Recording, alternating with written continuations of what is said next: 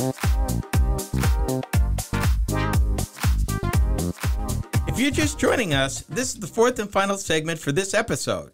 Now, earlier in the show, Chase and I discussed why driverless trucks are a concern to truckers and how you are being affected by the current global shortage of computer chips.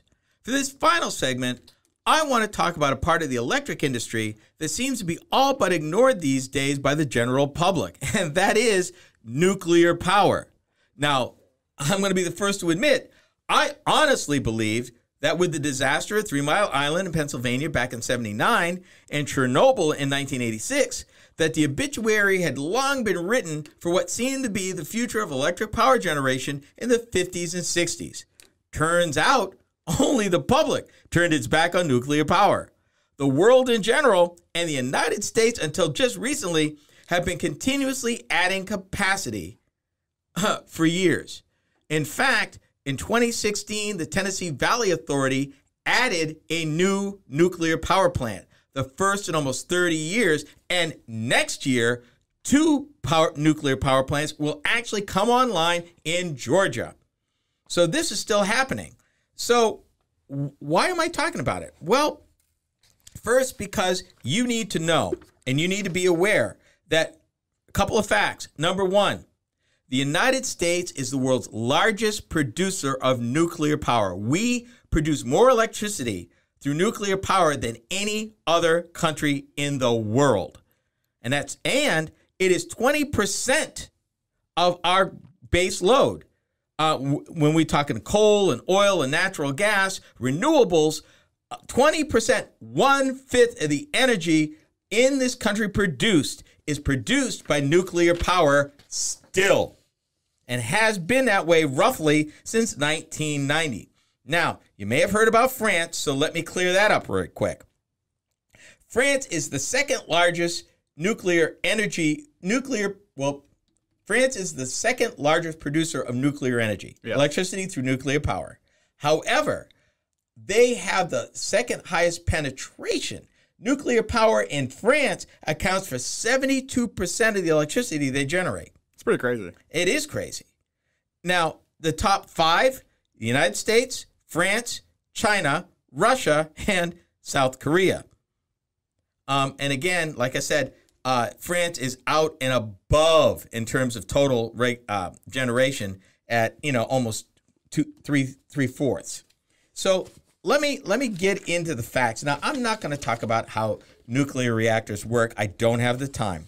But I do want to share some information with you from the U.S. Energy Information Administration, because it's important that you know some of this information, and I want to get to it. The one thing that did bother me about, and I think this is the major concern of why nuclear power doesn't get the respect, and I quote, and remember, this is from the U.S. Energy Information Administration, "The United States does not currently have a permanent disposal facility for high-level nuclear waste," and that is the nuclear rods that are actually used in the production of the steam, turning water into steam that produces the electricity that turns the turbines. That is a major issue for me. That concerned me, and I wanted to get there. So you say, Ken, how many plants do we have? As of January 1st last year, in America, 96 nuclear reactors were operating at 58 nuclear power plants in 29 states. 35 of those plants have 2 or more reactors. And I want that to settle in. You're wondering about the world?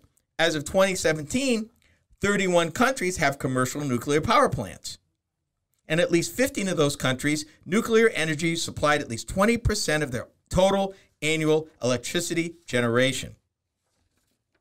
And that's one of the major things I didn't know, and it blew my mind. I saw too, one study calculated that a kilowatt hour of nuclear generated energy has a carbon footprint of 4 grams of CO2 equivalent, compared with 4 grams for wind and 6 grams for solar, versus about 109 for coal, even with the carbon capture and storage. Mm-hmm. So, in total, which I heard some of the biggest parts of the footprint came from the big steel and concrete they have to right. keep everything together. How that was made. Yeah. But they said if you could mitigate how that was made in a case like what BMW was doing, what we talked about earlier, through renewable energy and, emissionless steel, you can knock that down. Here's another little fun fact you might not know.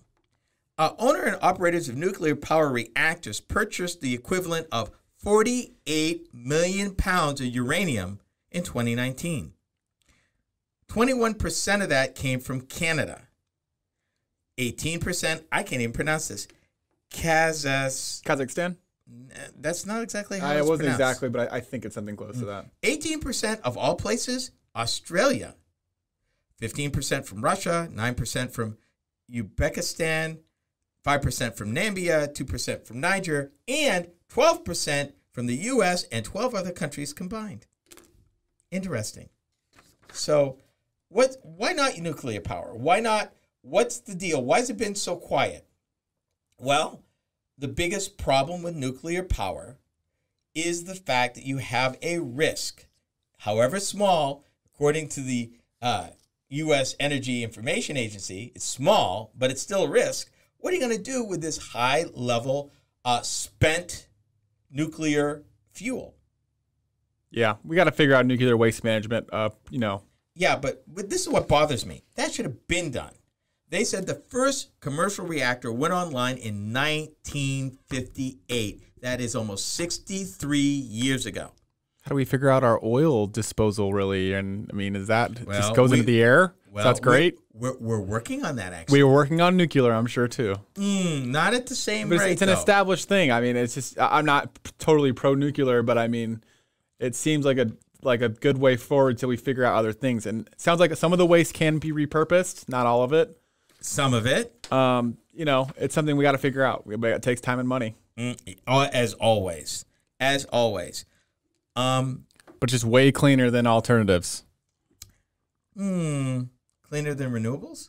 Okay, you know what I mean. You said alternatives, yeah, you're right, my you're friend. right. You Sorry. did not quantify oil that. and coal. Right, Oil but I and think coal. we're already on record. Yes, and yes, the sorry. The United States has been dropping its use of coal. Remember, at one time, mobility consisted, and homes were heated with coal. Mm-hmm. Mobility was primarily coal through steam locomotives. You had a lot of coal that was used for all sorts of things at one time. Yep. And we have dramatically dropped our coal usage. Yeah. We're working in natural gas as we're moving to renewables. And we talked about electrofuels, making natural gas from literally carbon dioxide of all things, which was pretty cool when we talked about it. So I think it's a bit more of a pipe dream, but they're working on it now. Mm-hmm. And I think that'll actually come to fruition. Again, like you just said earlier, time and money. Yeah. Time and money. As a comparison, natural gas is 43% of our total production, coal 21%, hydro 9%, and nuclear, like we said, about 20%. So there you go. That brings us to the end of our program.